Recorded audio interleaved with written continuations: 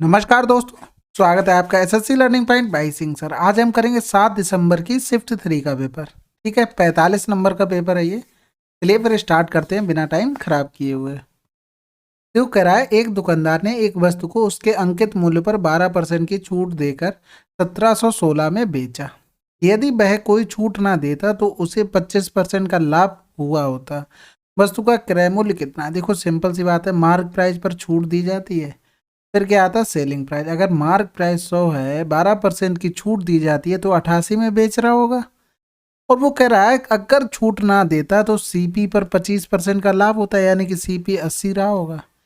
जब वो 100 रुपए की बेचेगा तो उसे 25% का प्रॉफिट होना चाहिए, यानी कि 80 से अगर 25% हम बढ़ा दें तो 25% मतलब 1/4, और इसका 20, यानी 80 से 20 बढ़ा देंगे 100 हो गया। यानी कि ये एक है, ये याद कर लो हमेशा। अगर मान लो ये 100 है एमपी और 25% का प्रॉफिट हो रहा सीपी से तो 80 हो गया। ये चीज याद रख लेना, ये बहुत जगह काम में आएगी। ठीक है, तो हमें यहाँ से 88 की वैल्यू दी गई थी, कितनी? 1716। और हमें निकालनी थी 80 की वैल्यू। बहुत सिंपल है, 8 एकम 8, 8 एकम 8 हो गया, 11 एकम 11 हो गया, और 11 पन्ना 55, 11 छक्का 66 हो गया। तो देखो 1560 आंसर। अगला सवाल। एक वस्तु का अंकित मूल्य 760 था। ऑफ सीजन में इसे 722 में बेचा गया। वस्तु पर छूट का प्रतिशत क्या? देखो सरल सवाल है। 760 से 720 घटाओ पहले, तो 40 बचा। 40 से 2 और घटा देंगे तो 38, यानी कि 38 छूट पर बेचा गया। तो 38/760 गुणे 100 हो गया। ये देखो 2 बार चला जाएगा, 20 पंजे 100, 5% आंसर। अगला सवाल। A person deposited 8,000 in a term deposit for 1.5 years, which gives half yearly compound interest at a rate of 10% per annum. The compounded interest will be, देखो 1 साल 1.5 साल की बात कर रहा है, 1 साल की नहीं कर रहा, 1.5 साल की कर रहा है। तो 6 महीने की 3 स्लैब बनेगी, क्योंकि हाफ ईयरली काम करना है। रेट कितनी हो गई? 5% हो गई। तो 3 साल की इफेक्टिव रेट पता लग जाए, क्योंकि हमें अल्टीमेटली 3 साल का ब्याज निकालना था। तो देखो 15.7625%, यानी कि 8,000 में इतना परसेंटेज निकालना। तो जैसे ही हम 8 पंजे 40 करते हैं, हासिल लगा 4, 8 दूनी 16, 4 20 की 0, हासिल लगा 2, 8 चंग 48, और 48 2 50 की 0, हासिल लगा 5 हो गया, 8 सत्ते 56 और 5 61। जैसे ही एक मिलता आंसर भी मिल जाता हमें। समझ रहे हो ना बात को? अगर ऐसे नहीं पता तो देखो 5% को हम क्या लिख सकते हैं? 1/20। तो 20 से चीज कितनी हो गई? 21। 3 साल की बात करा तो क्यूब करना पड़ेगा, कुछ ना कुछ तो याद करना ही पड़ेगा। अगर नहीं याद करोगे तो कैसे काम चलेगा? 9261 हो गया। यानी कि 8,000 की वैल्यू कितनी दी थी? 8,000 दी थी। यानी कि हमारा अमाउंट कितना निकल आया? 9261। जब घटा देंगे तो 1261 आंसर आ गया। अगला सवाल। एक निश्चित धनराशि वार्षिक 7.5% की साधारण ब्याज दर से 3 वर्ष 4 महीने में इतनी हो जाती है। उसी धनराशि पर वार्षिक 8% की साधारण ब्याज दर से 3/4 वर्ष में कितना मिश्रधन होगा? देखो सिंपल सी बात यह है कि इसको देखो पूरा वर्ष में चेंज कर लेते हैं। तो 3 + 4/12 लिख सकते हैं, यानी 4 3 12, 3 3 9, 9 1 10/3। तो यहाँ से देखो 100 हो गया। फिर यहाँ से देखो रेट क्या हो गया था? 7.5 हो गई, और टाइम कितना हो गया? 10/3। तो यहाँ से देखो अगर हम ब्याज निकालते तो 7.5 गुणे 10/3, तो यहाँ से 2.5 हो जाता, यानी कि 25 रुपए का हमें ब्याज मिलता। कुल मिला के अमाउंट कितना हो गया? 100 में 25 जोड़ देंगे, 125। दूसरी कंडीशन में कह रहा था अगर मूलधन 100 होता, 8% रेट होती, 4 3 12, 12 3 15/4। अगर हम ब्याज निकालते इतने समय का तो 4 दूनी 8 हो गया, 15 दूनी 30 हमें ब्याज मिलता है। यहाँ से हमारा मूलधन कितना हो गया? 130। 125 की हमें वैल्यू दी गई थी 4900, हमें वैल्यू निकालनी थी 130 की, यही तो बोला गया था। तो 25 पंजे 125, 25 चौको 100 हो गया। यहाँ से करेंगे 5 दूनी 10, 5 छक्का 30 हो गया।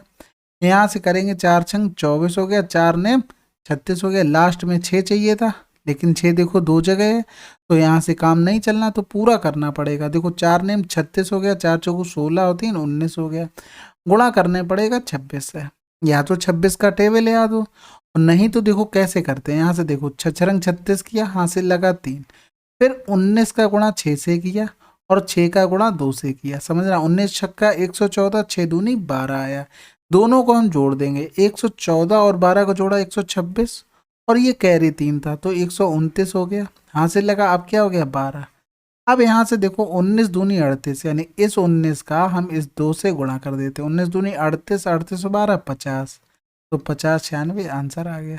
अगला सवाल, हनी और जुन्नू मिलकर एक निश्चित कार्य को 20 दिन में पूरा कर सकते हैं। हनी ने 12 दिन काम किया, जुन्नू ने शेष कार्य को अकेले 36 दिन में पूरा किया। जुन्नू पूरे कार्य को अकेला कितने दिन में पूरा कर सकता है? देखो ये सवाल है, इसको थोड़ा पॉज करना, वीडियो पहले लगा लेना, अगर नहीं आ रहा हो ना तो तुरंत नोट कर लेना कॉपी में। देखो कैसे, हनी था और हमारे जुन्नू भाई थे, ये 20 दिन में काम कर रहे थे।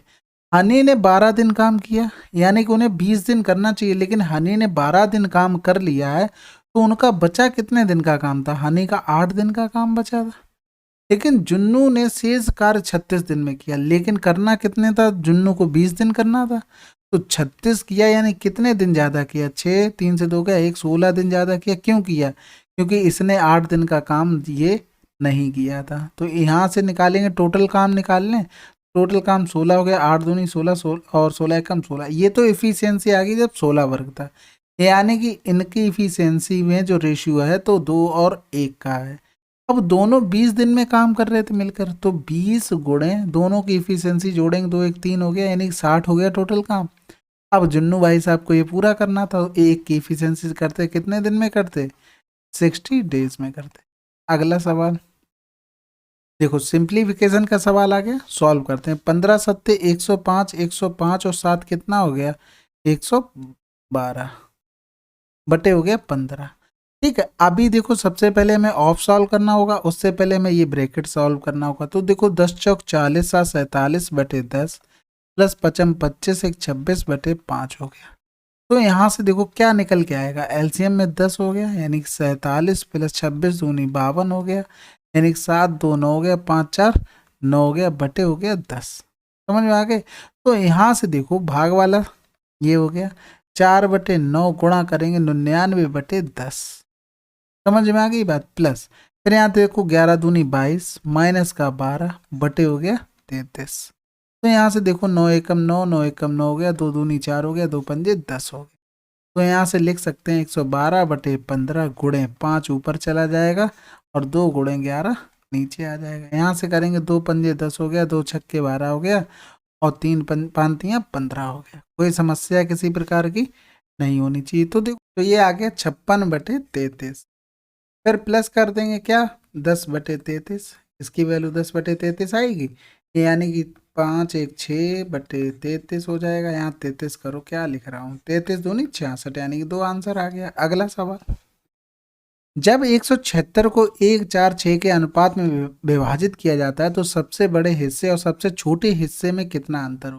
देखो 6 4 10 11, 11 की वैल्यू 176 है, हमसे पूछा गया सबसे बड़े और सबसे छोटे का अंतर, यानी कि 5 की वैल्यू, तो 11 एकम 11, 11 छक्का 4, 16 पंजे 80 हो गया। अगला सवाल करते हैं, 4 घनों जिनमें से प्रत्येक की भुजा की माप इतनी है, एक के बाद एक करके एक पंक्ति में व्यवस्थित किया जाता है, इस प्रकार निर्मित ठोस का कुल पृष्ठीय क्षेत्रफल क्या होगा? देखो घन थे, जैसे मान लो घन का एक सामने वाला फेस है ना, उसी को हम जोड़ते चले जाए, केवल ये ध्यान में रखना, ठीक है।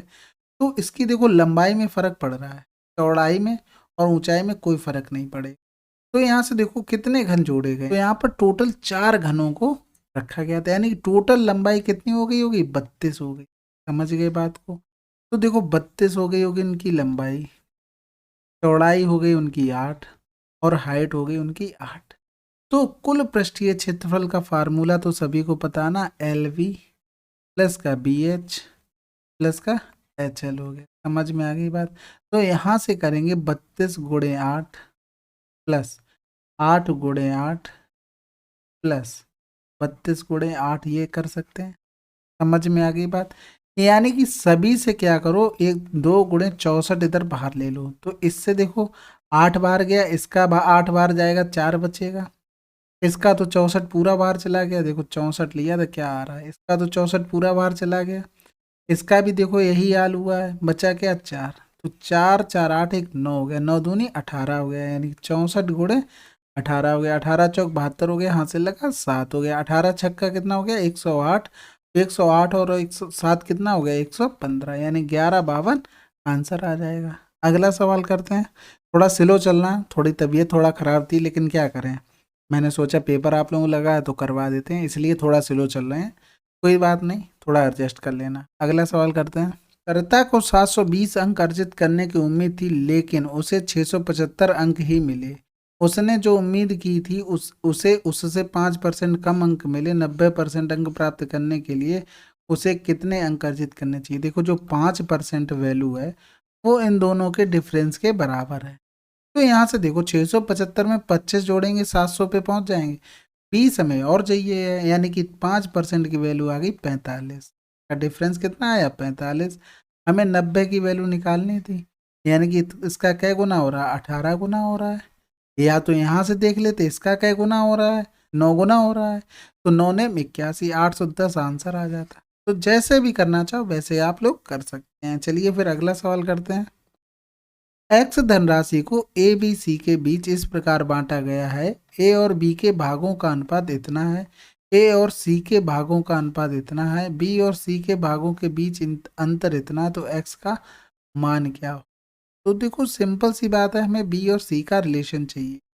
तो यहाँ से देखो हमें ए कॉमन मिल रहा है दोनों जगह, यहाँ पर ए कितना है 3 है, यहाँ पर ए कितना है 5 है, दोनों सेम कर लें, यानी ए को हम कितना करेंगे 15 रख लेते हैं। तो यहाँ पर 15 करने के लिए 5 का गुणा होगा तो इसमें भी हो जाएगा, यानी कि बी की वैल्यू कितनी आ गई 40 आ गई। इसको भी 15 करना तो 3 का होगा, यहाँ पर भी 3 होगा, यानी कि सी की वैल्यू भी 24 आ गई। तो बी और सी के भागों के बीच का अंतर, बी और सी के यानी कि 4, 4 की वैल्यू है 312।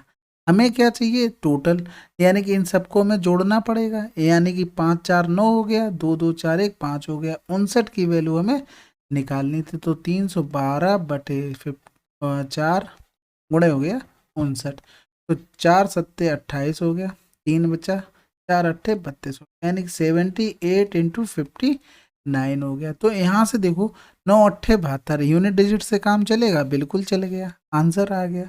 ठीक है, अगला सवाल करते हैं। एक लंबवृत्तीय शंकु के आधार का क्षेत्रफल इतना सेंटीमीटर स्क्वायर है, इसकी ऊंचाई इतनी है, इसकी तिर्यक ऊंचाई ज्ञात कीजिए। देखो आधार का क्षेत्रफल, शंकु का आधार सभी को पता है सर्किल होता है, यानी कि पाई आर स्क्वायर की वैल्यू दी थी 81 पाई, पाई से पाई चला गया, यानी कि आर बराबर कितना आ गया 9 आ गया। अब यहाँ पर देखो ये जो पोर्शन होता है वो बनता है पाइथागोरस त्रिभुज बन जाता है, यानी कि पाइथागोरियन ट्रायंगल होता है। तो यहाँ से देखो ये तो हो गई रेडियस 9 हो गई, इसकी ऊंचाई दे दी 18 दे दी। तो यहाँ से देखो हमें निकालनी है तिर्यक ऊंचाई, यानी कि ये, यानी एल स्क्वायर बराबर हो गया 18 का स्क्वायर प्लस 9 का स्क्वायर। तो 18 18 हम 324 हो गया, प्लस 9 ने 81 हो गया, यानी कि 4 1 5 हो गया, 8 2 10 हो गया, और 3 1 4 हो गया, यानी कि 405 आ गया। तो यहाँ से देखो बिल्कुल एग्जैक्ट तो दिया नहीं है, तो यहाँ से देखो अगर 9 ने 81 का गुणा करें 5 में, तो 5 एकम 5 5 अट्ठे 40, ये मिल गया। समझ में आ रही बात ना कैसे किया है? या तो फिर इसको ऐसे लिख लो 9 गुणे 9 और 9 चौक 36 हो गया, 4 बचा, 9 पन्ने 45, एल स्क्वायर बराबर आ गया। दोनों साइड रूट ले लेते हैं, तो एल बराबर कितना आ जाएगा, इसका तो 3 बार आ जाएगा, और अंदर देखो इसे क्या ले सकते हैं फिर से 9 पन्ना 45, इसको फिर से लिख सकते हैं 9 गुणे 5, इसका फिर 3 बार आ जाएगा, यानी कि इसको लिख सकते हैं 9√5।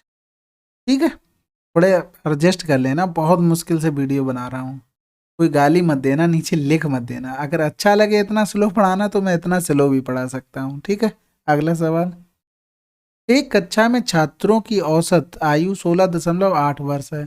कक्षा में लड़कों की औसत आयु इतनी है और लड़कियों की औसत वर्ष इतनी है।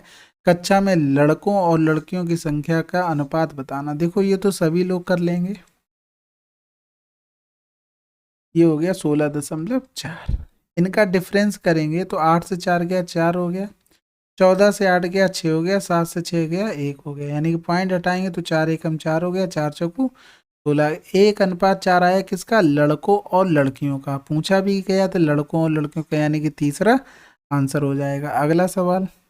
एक समूह में 35 छात्रों की औसत ऊंचाई 156 सेंटीमीटर है। 154.5 सेंटीमीटर औसत ऊंचाई वाले 8 छात्र समूह से निकल जाते हैं और 158 सेंटीमीटर औसत ऊंचाई वाले 13 छात्र समूह में शामिल हो जाते हैं। तो अब समूह में सभी छात्रों की औसत ऊंचाई कितनी होगी? देखो सिंपल सी बात, ये देखो 8 लोग चले गए, 13 लोग क्या किए, एंट्री कर गए, यानी कि 5 लोग एक्स्ट्रा हो गए, यानी कि अब टोटल लोग हो गए 40। ठीक है, अब यहाँ से एक चीज देखना, सिंपल सी बात, ये 154.5 लेके जा रहे हैं, एवरेज से कम लेके जा रहे हैं ना, यानी कि जो जो लेके गए होंगे वो एवरेज बढ़ा के गए होंगे ना, क्योंकि ये तो ऑलरेडी कम थे, इन्होंने एवरेज से कुछ लेके रखा था। तो यहाँ से देखो ये इन्होंने कितना कम किया, यानी कि 1.5 हो गया, यानी गुणे 8 करेंगे 15 8 120 हो गया, यानी कि ये एवरेज में 12 जोड़कर जा रहे हैं, यानी कि 12 की तो वृद्धि यहाँ से होगी एवरेज में। समझना बात को, मैं पूरी बताऊंगा अभी। फिर उसके बाद देखो ये लोग आए, ये भी ज़्यादा लेके आए हैं, यानी कि एवरेज और बढ़ेगा। तो देखो 2 हो गया यहाँ से, तो 13 दूनी 26 हो गया, यानी कि टोटल कितना बढ़ेगा, 26 ये बढ़ेगा, 12 ये बढ़ेगा, यानी टोटल 38 बढ़ेगा। टोटल 38 बढ़ेगा, लेकिन एक लोगों में कितना बढ़ेगा, टोटल लोग कितने हो गए 40, तो 40 से भाग कर देंगे, 4 नेम 36 हो गया, 4 पंजे 20 हो गया। समझ रहे हो ना बात को, यानी कि यहाँ से एक जीरो और था तो 0.95 हो गया। इसको हम जोड़ देंगे किसमें, 156 में, 0.95 जब हमने जोड़ा तो आंसर आ गया 156.95। समझ में आ गई बात? क्योंकि देखो ये था ना, ये मेन चीज थी, ये एवरेज से कम था, एवरेज से कम था और जा रहा था, यानी कि एवरेज बढ़ेगा। समझना, जैसे मान लो अगर मान लें 9 संख्याओं का एवरेज 8 है, और अगर इसमें से 2 संख्याएं जिनका एवरेज 6 है वो जा रही हैं, तो एवरेज बढ़ेगा कि घटेगा? तो देखना 9 अट्ठे 72 हो गया, 6 दूनी 12 हो गया, यानी कि ये 12 चला गया है तो 0 हो गया, 7 से 1 हो गया, 7 से 1 गया 6 हो गया। तो संख्याएं कितनी बची, 9 से 2 गया 7 बची। तो यहाँ से करेंगे 7 नेम 3 7 अट्ठे 56 हो गया, यानी कि 0.56 किया, जब 4 और बचा है तो अभी कुछ ना कुछ तो बढ़ेगा ना। तो एवरेज बढ़ता है जब कम वाला जाता, अगर ज़्यादा वाला जाता तो घटता। समझ रहे हो? अगला सवाल, एक दुकानदार 320 रुपये प्रति केजी और 240 रुपये प्रति केजी की कीमत वाली चाय की 2 किस्मों को 9:11 के अनुपात में मिलाता है। यदि वह इस मिश्रण को इतने रुपए प्रति केजी की दर से बेचता है तो उसका प्रतिशत लाभ ज्ञात करें। देखो बहुत सिंपल सवाल है ये। तो ये तो देखो उसने दे रखा है क्या, सेलिंग प्राइस, हमें कॉस्ट प्राइस की ज़रूरत है कुल मिला के। तो देखो यहाँ से 320 और 240, इनका रेशियो क्या होता है 9:11, इनका एवरेज हम निकाल लें। या तो देखो ऐसे भी कर सकते हो, जैसे 9 का 320 था और 11 का 240 था, ऐसे भी कर सकते हो। तो यहाँ से अगर बीच की कोई एक संख्या मान लो, बीच की मान लेते हैं, जैसे मान लो कि 300 मान लो, तो ये एवरेज से कितना ज़्यादा है, 20 ज़्यादा, 9 लोगों में कितना ज़्यादा हो जाएगा, 180 ज़्यादा हो जाएगा। यहाँ से देखो, यहाँ से ये कितना कम है, 60 कम है, यानी कि 11 लोगों में 11 छक्का 66, यानी कि 660 कम हो जाएगा। यानी डिफरेंस करेंगे 0 हो गया, 16 से 8 गया 8 हो गया, 5 से 1 गया 4 हो गया, यानी कि इतना कम हुआ। कितने लोगों में होना है कम, 20 लोगों में कम होना है। यानी एक लोगों में कितना हो जाएगा, 2 दूनी 4 2 चौकू 8, यानी कि 300 से 24 कम रहा होगा, यानी कि 275 रहा होगा उसका मूल्य। 325.68 में वो बेच रहा था, तो प्रॉफिट कितना ले रहा था, 0.68 का। 15 से 6 गया 9 हो गया, यहाँ बचा 11, 11 से 7 गया 4 हो गया, यानी इतना प्रॉफिट ले रहा था कितने से, 276 से, गुणे कर देंगे तो हो गया। तो भैया देखो ये पॉइंट तो चला गया, ठीक है।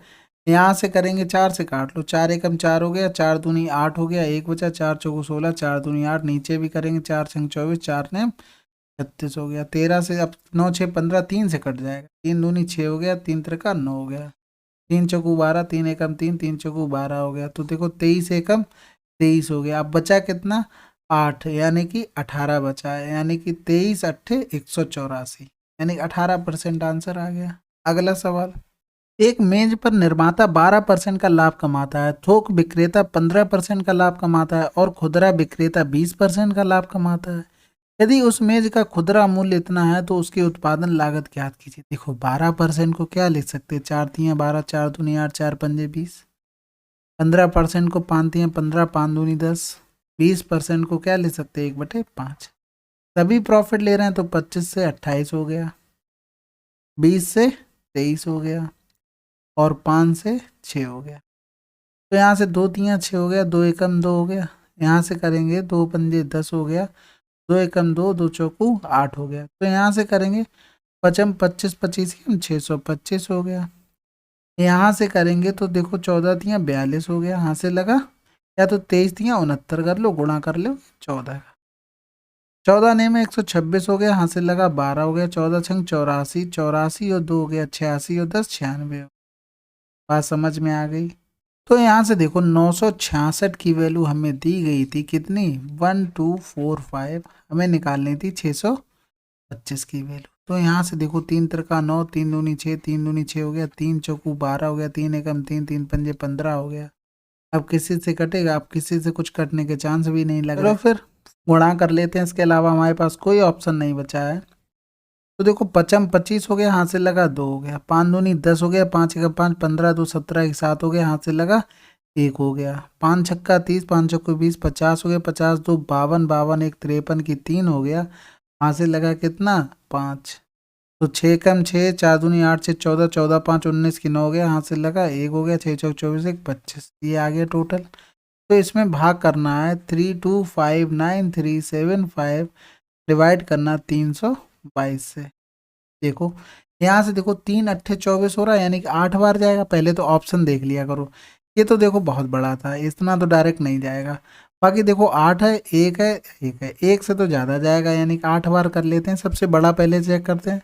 नहीं, 8×2 = 16 हो गया, 8×2 = 16, 1 17 हो गया, 8×3 = 24, 1 25 हो गया। तो देखो 13 से 6 गया 7 हो गया, 13 से 6 गया 7 हो गया, 8 से 7 गया 1 हो गया, बटे करेंगे 7 करेंगे तो भाग जाएगा, नहीं जाएगा, यानी कि 0 आ जाएगा। फिर उसके बाद एक 0 बढ़ाएंगे, यानी कि 800 तो आंसर हो नहीं सकता, आंसर क्या आ गया।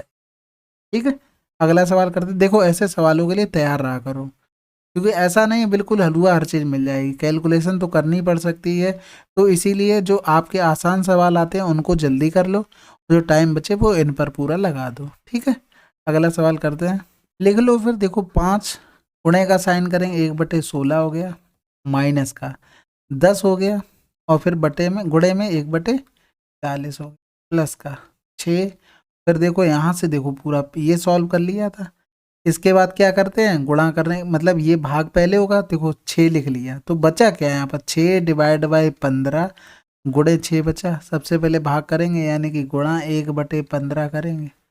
यहाँ पर हो गया क्या, 6 हो गया, माइनस का 2, तो 3×2 = 6 हो गया, 3×5 = 15 हो गया। तो देखो क्या क्या लिख सकते हैं, 5/16 माइनस का 1/4 प्लस का 6×2 = 12/5 माइनस का, एलसीएम ले लेंगे, क्या आ जाएगा, 80 एलसीएम आ जाएगा। तो 16×5 = 80, 55 25 हो गया, माइनस 20×4 = 80 20 हो गया, प्लस का 16×5 = 80, 16 और 12, 16×2 = 32 हो गया, 16 × 16 और 3 19 हो गया, माइनस का 8×2 = 16 160 हो गया।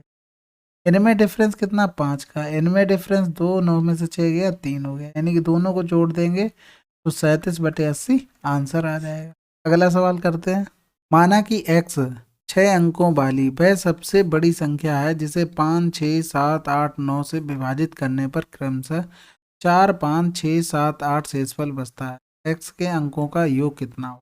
देखो इसे सॉल्व करने के अलावा कोई ऑप्शन नहीं कि कोई शॉर्ट ट्रिक बना सकते।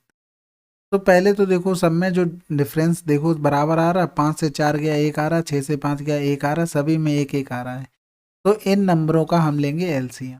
तो एलसीएम में 6 तो चला जाएगा, क्योंकि 6 का 2 इसमें आ जाएगा, 3 इसमें आ जाएगा, यानी कि 35 गुणे 9 8 72 ये एलसीएम हो जाएगा।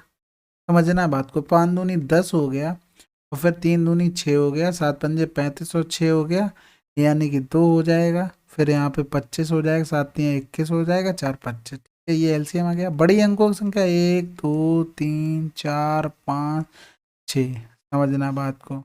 तो पहली बार देखो 4×5 = 20, यानी कि 3 बार जाएगा, तो 0 हो गया, 3×2 = 6 हो गया, 3×5 = 15 हो गया, 3×2 = 6 7 हो गया। यहाँ से डिफरेंस करेंगे तो 9 आ जाएगा, 9 से 6 गया 3, 9 से 5 गया 4 हो गया, 9 से 7 गया 2 आ गया, छोटा आया, बहुत अच्छी बात है। फिर लेंगे उतारा 9 का, फिर देखो 9 दूनी 18, यानी कि 9 दूनी 18 करेंगे, 25 करेंगे तो ज़्यादा हो जाएगा, यानी कि 9 बार जाएगा, यानी कि 0, 9 दूनी 18 हो गया, और 9 पन्ना 45 एक 46 हो जाएगा, और ये हो जाएगा 22।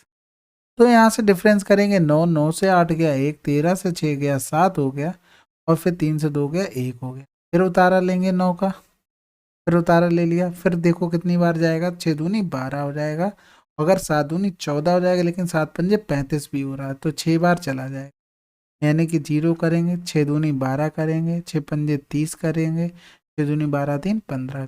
तो यहाँ से 9, 9 से 2 गया 7 हो गया, ये 0, 7 से 5 गया 2 हो गया। समझ में आ गई बात। तो नंबर ये देखो, अगर इतना कम होता तो हमारा नंबर डिविजिबल मिल जाता है, यानी कि 2 2 4 2 6 2079, यानी कि ये 0 हो गया, 9 से 7 गया 2 हो गया, ये 9 हो गया, 9 से 2 गया 7 हो गया, यानी कि 999 हो गया। अब रिमाइंडर कितना बच रहा था, दोनों का डिफरेंस एक एक बच रहा था, यानी कि इससे एक और घटा देंगे, तो इसको घटा दो, 10 से 1 गया 9 हो गया, और फिर 1 बचा, फिर 9 बचा, फिर 7 बचा, फिर 9 बचा, फिर 9 बचा, यानी कि 9 चौक 36 हो गया, और 7 1 8, यानी कि 44 आंसर आ गया। विपरीत दिशा में समानांतर पटरियों पर 48 किलोमीटर प्रति घंटा और 52 किलोमीटर प्रति घंटा की चाल से चल रही दो रेलगाड़ियां 27 सेकंड में एक दूसरे को पार करती हैं। यदि एक रेलगाड़ी की लंबाई 350 मीटर हो तो दूसरी रेलगाड़ी की लंबाई क्या है? देखो सिंपल सी बात ये है कि 350 एक की थी, दूसरे की हमने मान ली कि L2 थी। एक तो विपरीत दिशा में चल रहे हैं, यानी कि एक दूसरे की तरफ चल रहे होंगे, तो चालें क्या होंगे, जुड़ जाएंगे, यानी 8 2 10 हो गया, और 5 5 10 हो गया। लेकिन ये किस में है, किलोमीटर प्रति घंटा में, तो 5/18 करेंगे, 18 चला गया ऊपर, और मिल कितनी देर में रहे, 27 है, 9 3 27, 9 दूनी 18 हो गया, यहाँ से करेंगे 2 पंजे 10 हो गया, यानी कि 25 25 थी 75 हो जाएगा, यानी कि 750 और 350 प्लस L2 हो गया। डिफरेंस कर देंगे, 7 से 3 गया 4, यानी कि 400 आ जाएगा। अगला सवाल करते हैं। एक निश्चित धनराशि 10% वार्षिक ब्याज दर पर 3 वर्ष में इतनी हो जाती है। यदि धनराशि पिछली ब्याज दर से 1.5 गुना की चक्रवृद्धि ब्याज दर पर 2 वर्ष में x हो जाएगी। यदि दोनों मामलों में ब्याज को वार्षिक आधार पर चक्रवृद्धि किया जाए तो x का मान क्या हो? देखो यहाँ पर सबसे पहले ये x मतलब राशि नहीं पूछी गई है, यहाँ पर ब्याज पूछा, ठीक है। तो यहाँ से देखो पहली वाली कंडीशन में दोनों में क्या चक्रवृद्धि लग रहा है, यानी 10% रेट से क्या लिख सकते हैं, 1/10, यानी कि 10 से चीज 11 हो गई, 3 साल की कह रहा तो क्यूब कर देंगे, ये यानी कि 1000 से चीज होगी 1331। इसी 1331 की वैल्यू दी थी 66 55, क्या गुना हो रहा है, 5 गुना हो रहा है, इसका भी 5 गुना कर दे, हमारा प्रिंसिपल निकल आया। क्या निकल आया, प्रिंसिपल। अब दूसरी कंडीशन में देखो 5000 तो प्रिंसिपल था, रेट 1.5 गुना हो गई, 10 का 1.5 गुना कितना हो गया, 15% हो गया, और 2 वर्ष का समय, इसको लिख क्या सकते हैं, 3/20 लिख सकते हैं, यानी कि 20 से 23 हो गए, 2 साल कह रहा है तो स्क्वायर कर दो, तो यहाँ से देखो क्या लिख सकते हैं, 400 529, कितना ब्याज मिल गया, 129 रुपये मिल गया, यानी कि जो 400 की वैल्यू थी वो 5000 थी, और हमसे पूछा गया था 129 की वैल्यू, तो 2 जीरो तो चले गए, फिर यहाँ से गुणा करेंगे, 5 ने 45 हो गया, हासिल लगा 4 हो गया, 5 दूनी 10, 12 पंजे 60 कर लो, 64 हो जाएगा, बटे 4 हो जाएगा, तो यहाँ से करेंगे 4 एकम 4 हो गया, 4 छंग 24 पे 4 एकम 4 हो गया, 4 दूनी 8 हो गया, 4 पंजे 20 हो गया। समझ में आ गई बात। अगला सवाल करते हैं। पाइप ए और बी एक टंकी को क्रमशः 15 घंटे 18 घंटे में खाली कर सकते हैं। पाइप सी अकेले इस टंकी को 6 घंटे में भर सकता है। यदि सभी तीनों पाइप एक साथ खोल दिए जाएं तो टंकी का 1/3 भाग कितने समय में भर जाएगा? समझ में आ गई बात। तो यहाँ से देखो ए बी और सी 15 18 और 6 ये भरने वाला था, ये खाली करने वाले थे, ठीक है, बात समझ में आ गई। एलसीएम ले लेंगे तो कितना आ जाएगा, 90, तो ये हो गया 15 छक्का 90, 18 पंजे 90 हो गया, और 6 एकम 6, 15 छक्का 90 हो गया। तीनों एक साथ चलेंगे तो देखो 6 5 11 खाली हो रहा है, 15 देखो भरने वाला ज़्यादा है, यानी कि 15 अगर भर रहा होगा उसी टाइम में 11 खाली हो जाएगा, यानी कि 5 से 1 गया, 4 भरेगा।